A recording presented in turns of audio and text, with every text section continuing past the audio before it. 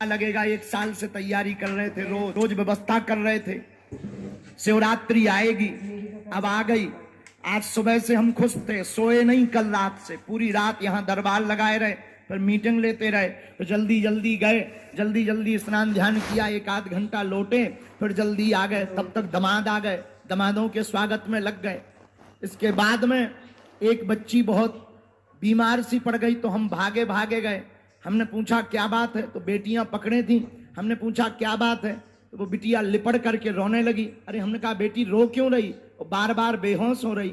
और वो रोती हुई कहने लगी, गुरुजी हमारे पिताजी नहीं है और हमको उनकी बड़ी याद आ रही है।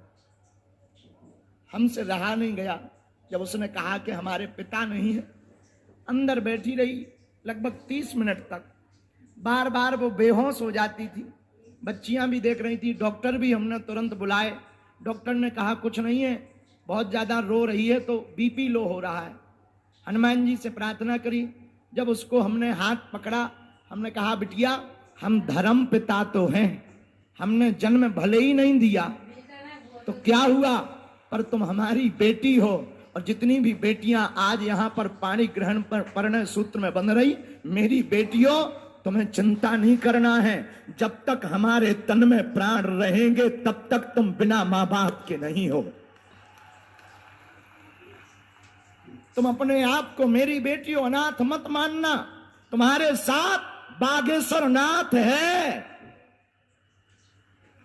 तुम्हारे साथ विश्वनाथ है। मेरी बेटियों तुम्हारे साथ रघुनाथ हैं।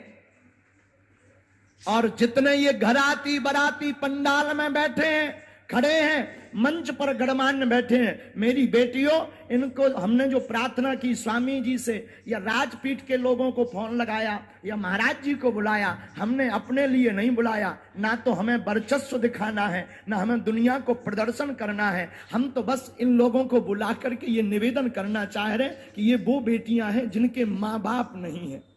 ये वो बेटियां हैं कि जिनके माँ बाप तो हैं पर उनके पास में रुपया नहीं है, व्यवस्था नहीं है। हम यही चाहेंगे, यह सभी मंच पर बैठे हुए लोग अगर केवल इतने लोग संकल्प ले लें कि हम भी 10 बेटियों का घर बसाएंगे, हम भी बेटियों के लिए विद्यालय खुलवाएंगे, हम भी मंदिरों के दान पेटियों से गरीबों का घर बसाएंगे, भारत को विश्व गुरु बनने से कोई नहीं रोक पाएगा।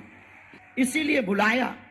ना तो हमारा उद्देश्य प्रदर्शन का है, कुछ लोगों को लगता होगा प्रदर्शन का, हमने प्रदर्शन के लिए नहीं बुलाया। इन बेटियों का कोई नहीं है तो इन राजकुमारियों को ये ना लगे कि कोई नहीं है। ये बेटियां जब अपने पति के साथ घर जाएं, अपनी ससुराल जाएं, तो ये हमारी बेटियां मुस्कुराती हुए कहें कि हमारी शादी में बड़े बड़े मंत्री, मिनिस्टर, मुख्यमंत्री और बड़े बड़े महात्मा आए थे। इन्हें ये गुमान रहे।